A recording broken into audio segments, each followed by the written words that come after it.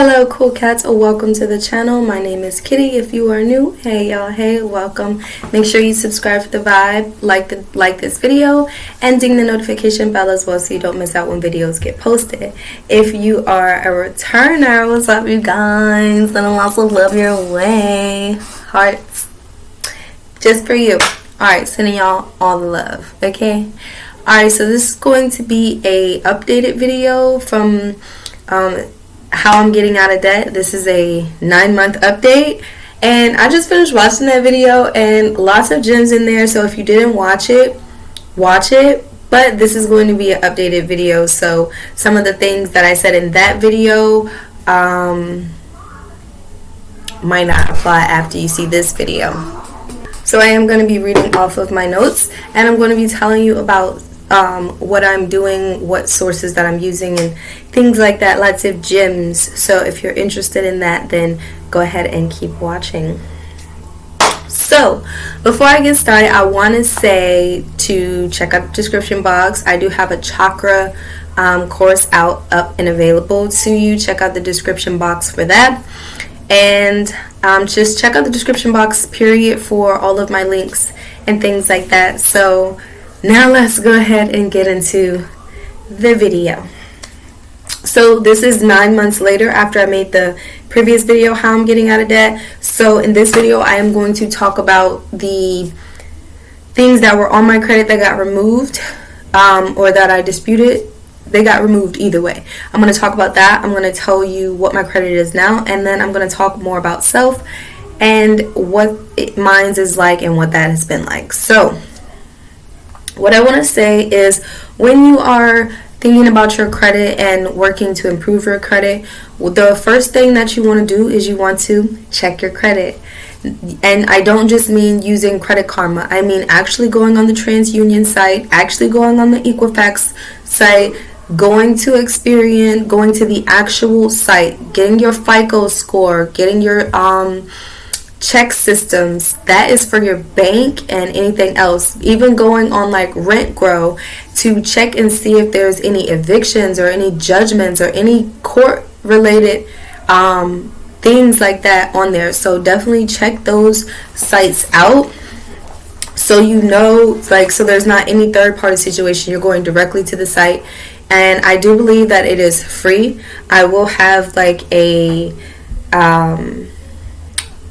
well, you can see my screen, so and I'll just like briefly show you guys whether it is free or the free trial or whatever you need. I'm just going to show you it when I share my screen. So you can check your FICO score through Experian.com, and you want to make sure that you're going to these actual sites, because sometimes Credit Karma won't show you everything. It'll kind of summarize. Credit Karma will. Although it's really good and it's free, you don't want to not check your actual sites. So definitely do that. Huge thing to do. Keep in mind that I'm not a professional. I'm just speaking from my own personal experience. So yeah.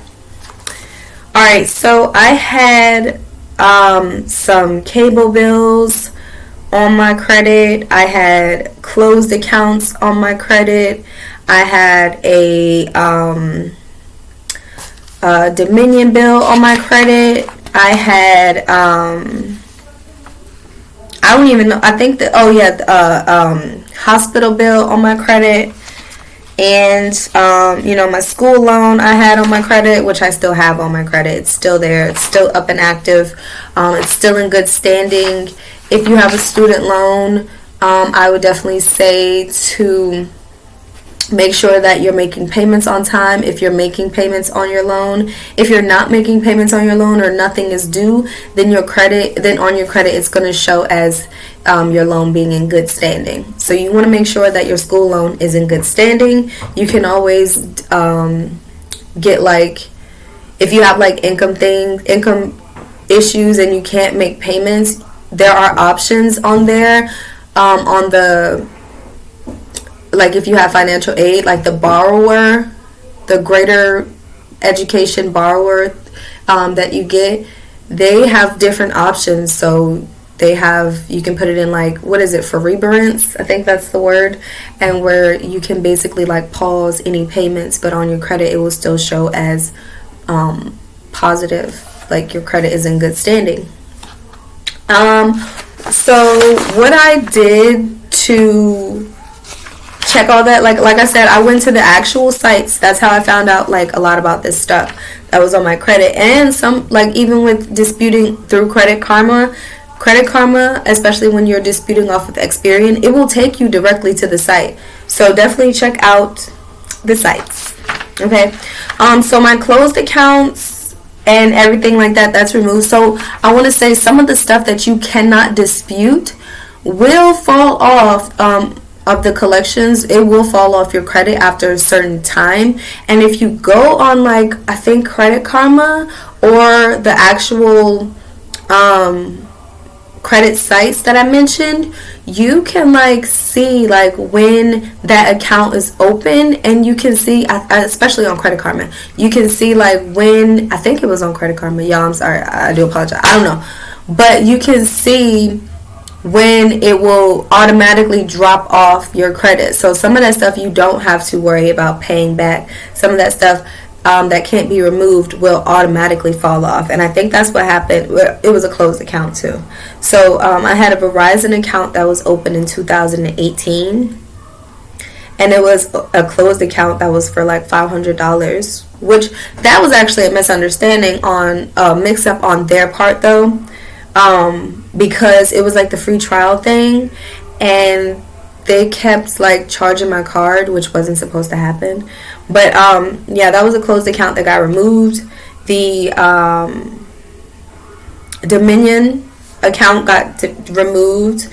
The Comcast account got removed, and the emergency bill got removed, and that was in on July 14, 2022. But when I first did this, when I first looked up all this information about what was on my credit, that was in March of 2021. That was actually March 25th, 2021 that I just wrote down everything that was on my credit. So that is something that you should do. Like when you check out your scores and you check out what's on there, look into what's negatively affecting your credit and write that down, and write down the amount, the cost, because if you're planning on settling, you want to make sure that you know that number, so you're not like, what's the lowest you willing to settle? So you don't want to call them like that. You want to call these creditors like you're a businessman or a businesswoman, like you know what you're talking about, because you got your numbers written down. Like, okay, this is a 568. I will agree to, if you agree, if we come to this agreement, I will settle this account. I would like to settle this account for less and have you write off. You gotta really, you gotta come up there and know, like, your stuff.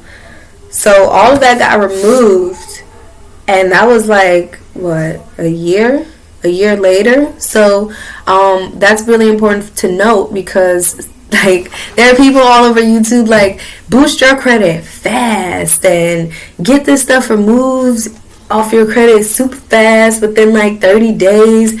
And like sometimes, yeah, that is the case, it will, but sometimes it will remove itself just to pop back on there. And that's what happened with this with this emergency, because it had removed and then it came right back on there, and I'm like, what is this $91 if this just don't go nowhere? But and it's actually still on there, so I could dispute that, and or I could just wait till it fall off, or I can just settle for less because it's $91.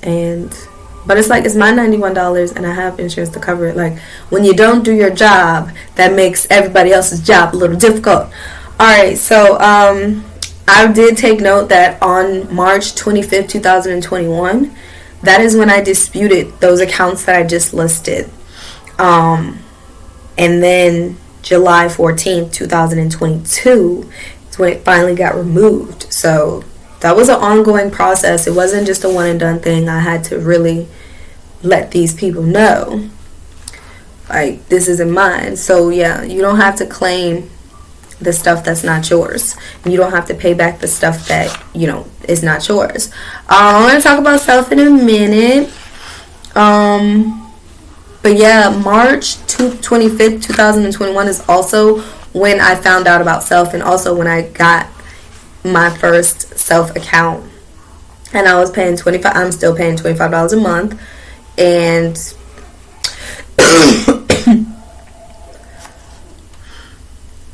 but yeah, I'll talk about Self in a minute. But I just want to do like a quick recap as I'm continuing. So what you want to do is you want to get your 3 credit reports. Well, I actually mentioned more than 3 because it's important for you to get your RentGrow. Go to rentgrow.com and see if there's anything on your, you know, on your like rental history, and go to those sites, Experian, Equifax, FICO, TransUnion. Go get those accounts. Review your negative reports and review any incorrect information. Write it down so you know, right? Anything that's open, any revolving accounts, any inactive or closed accounts, write it down. And then if you are paying off, you know, plan on paying off this stuff, make sure you contact them and have them, you know, send you a written confirmation like this is paid and that they agree to remove this off of your credit. All right, have that in writing so when you dispute it, you can upload that and that dispute process will actually go through. And so yeah, when you are paying it off, don't start with the biggest number, because that will have you like, you know what, nobody's getting paid. Nobody.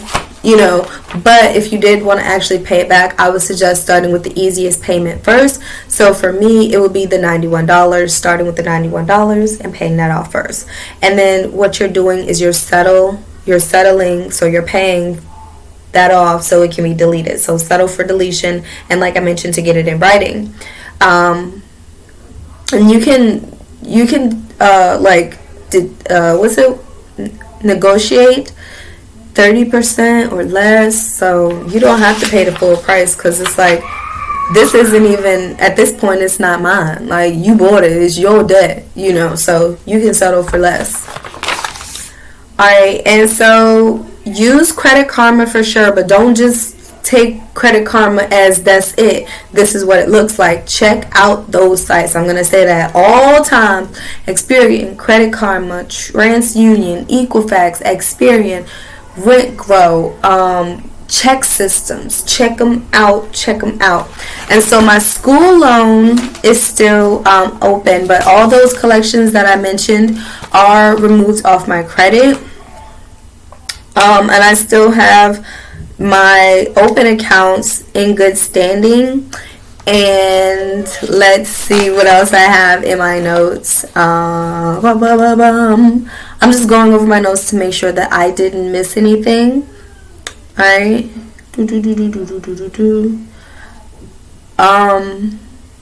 Yeah, so that is good. So for me, I had a total of $816 worth of debt just from all those collections totaled up, and I didn't have to come out of pocket with anything because I disputed it, and or whatever didn't go through with the dispute fell off on its own. So that was me. And so let me go over my notes again. Alright, so that was the end of that, and now I'm going to just do like a quick recap. So your credit boosting plan looks like you checking your credit, checking all those sites that I just mentioned, disputing all collections, disputing any closed accounts, okay? Dispute them. There are different things that you can say to dispute them and to get it off. You know, it's not your account, doesn't belong to you. You know, whatever you say to dispute it. In my case, most of the stuff, like, for example, like the James River emergency, I had insurance, so I just had to provide them with proof of insurance, and that went away. So just stuff like that. Alright, number 2, dispute anything that's inaccurate, like whether you have to do it online, because there's different options for you to do this. You can dispute online, which is the easiest. You can dispute via mail. You can dispute via phone call. Just call the number. They give you all that information, like who is the creditor, their phone number. You call them, give them your information, and all that other stuff. Okay, so if you're settling the debt, make sure they know that that's what you're doing. Don't just call and just assume that they know that you're settling for less, or that you're just paying for it to be deleted. Make sure it's verbally understood all around. Make sure you say it. Make sure you mean it. Make sure they know it. Make sure everything is in agreement. Okay, make sure that, and you can, like I said, you can negotiate it 30% or less, however you want to do that, and you let them know either in writing or over the phone. Well, actually, I don't make in writing. When you're doing any type of agreement, don't do it verbally, in writing. Okay, have them respond like, I agree to settle the debt, and you agree to remove it from my credit, and let them know that you want proof of a deletion letter. Anything like that you need to do, go ahead. And so, got a calling tip for you. Alright? Remember that you're in charge. They need your money. Okay? It doesn't even matter if this is your account or not. So, don't call them like they're some loan shark. Like, they're not some loan shark. You don't owe them. They bought whatever debt that you have. So, technically, it's their debt. They just trying to get you to pay it. Like, ain't nobody telling you to buy that debt. Now it's yours. And so don't call them like, was you looking for your money? You're in charge of this because you're the one that they want money from. So when you're calling, relax. Okay? You don't have to let them know anything that they don't need to know. They don't need to know where you work, how much you make.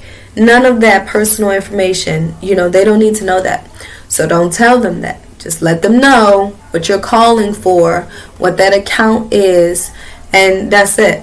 Okay, because if you go ahead and just go on a rant about, yeah, I got this new job, it pays real well, now we can get to paying off this account. Because you know what? They're going to be like, well, they don't need to settle this debt. We're not going to negotiate that. We're going to need you to pay that full $500. So don't go in there like that. Just go in there like, there's an account. I have an account open. I would like to settle it for less. Go in there like that. So do not pay or reveal employment information until you have in writing. Super tip. Until you have in writing that they are willing to agree to delete it. Otherwise, you paid, but it's still going to sit on your credit till it falls off.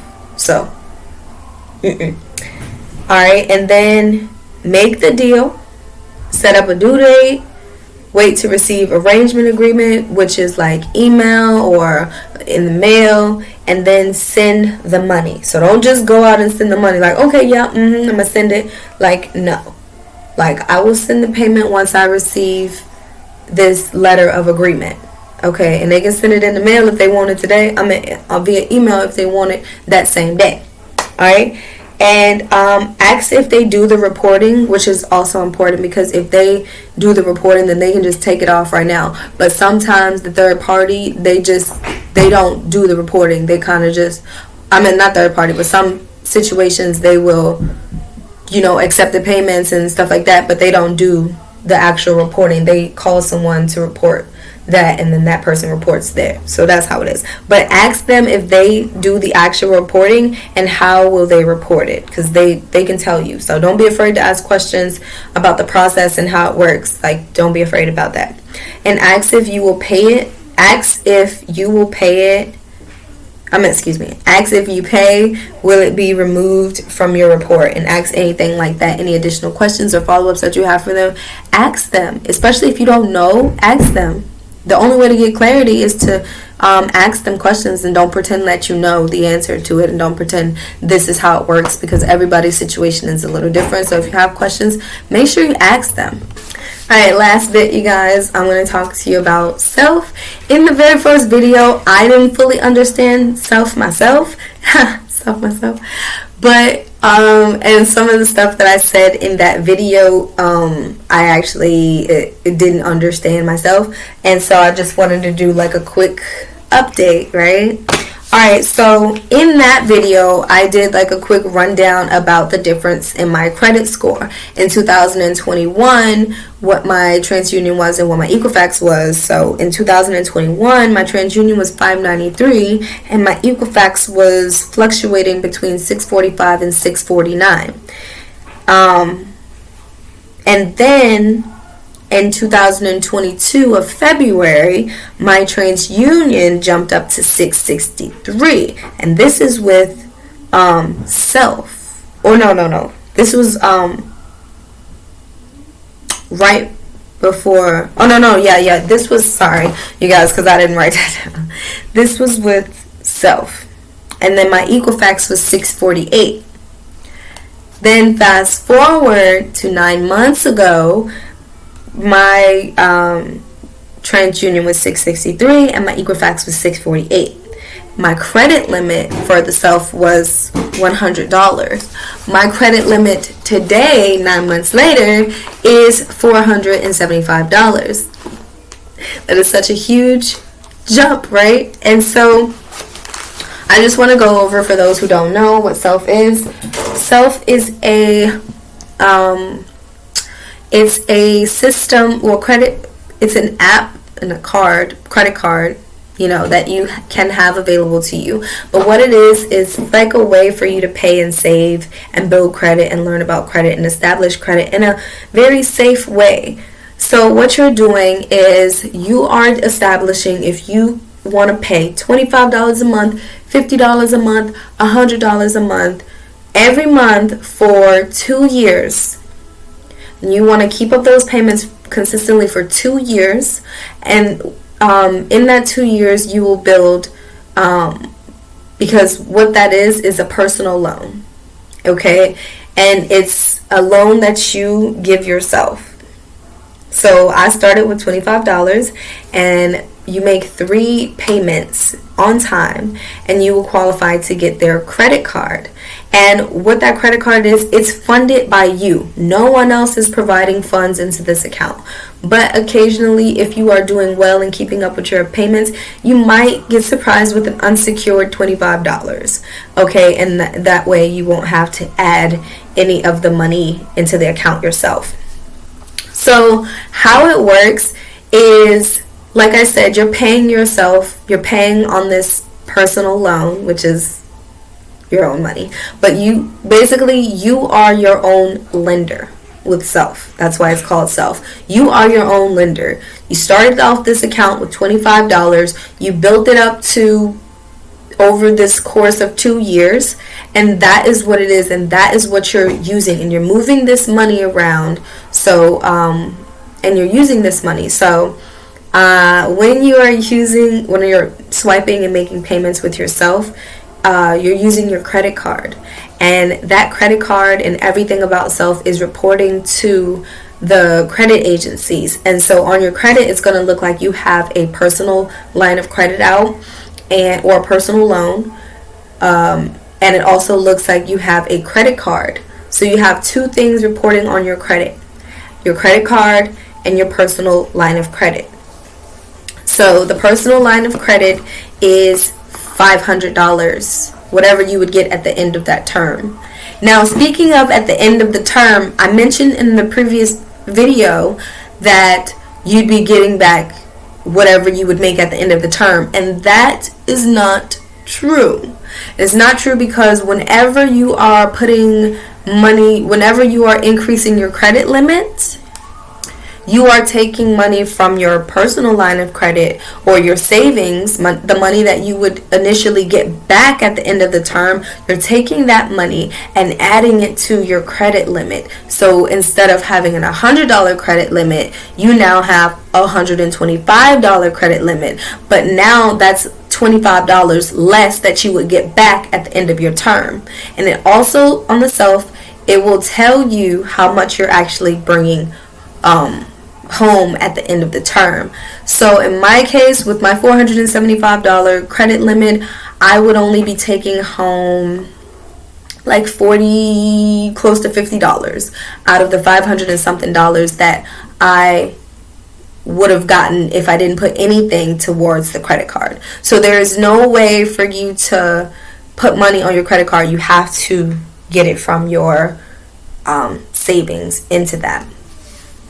And I've really enjoyed it. It's been a really good process, like learning about this credit thing. And I want to say, in the previous video I talked about the credit utilization, and yes, you do want to use 30% or less, but I want to say I did use like $100 and I was in the red zone. And whenever you get in the red zone for too long, it will drop your credit. Okay, it will drop your credit. So you want to make sure that you are at least paying on it. Okay, when your credit card is in the red zone, that doesn't mean to like get frustrated and not pay anything. Paying some looks better than paying none. So always just put money towards it. It can be $10, it can be $5. Just put money on it so it's constantly going down.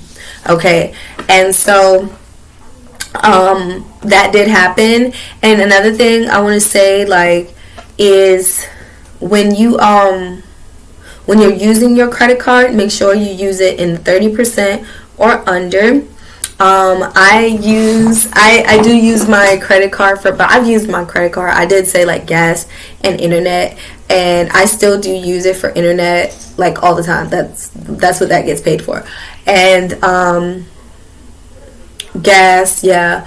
But now I just, like, if in type of like emergency situations, like when something is like $20 and I only got like 15, I will use it like that. So I have used my credit card for other stuff, but I still keep my utilization under 30%, which is very important. So keep it under 30%. There are times when you can increase your credit limit, and that will help to lower your utilization. But just keep up with your payments, and that will definitely like help you out. Okay, so also, if your self account isn't hooked up to your bank account and you're just like paying it with like a different card, and you can't use another self credit card to pay off your self credit card, like that's not gonna work. But another thing I wanted to say is just something to be aware of. So if you're paying $25 a month and you're using some like a card to pay instead of like a bank account, the bank account takes 3 to 5 days, or is it 3? It's either 3 days or 5 days to actually pay off. So if you are doing the bank account way, make sure that the money is in your account, a few days in advance, and make sure that you have like $30. If you're paying the $25 a month, make sure you have $30 in your account specifically for that, and try and pay it 5 days in advance so you're not like waiting on the day of and it doesn't process. So that's just something else. And the other thing is, if you're paying with the card, the fee is like $3 and some change, so I'm just gonna round up and say $4. So it's just something to note. So if you was paying $25 a month, you're gonna be paying like $29. So it's just something to look out for, something to have a heads up about. And that is the update. My credit right now is $679 for TransUnion and $666 for my Equifax. And myself is $676 and increasing. So that's the end of this video, guys. If you found it helpful, if you have any questions for me, then let me know in the comments down below. If you like this video, like, subscribe for the vibe, and make sure you ding the notification bell as well. I'll see you guys next time. Bye.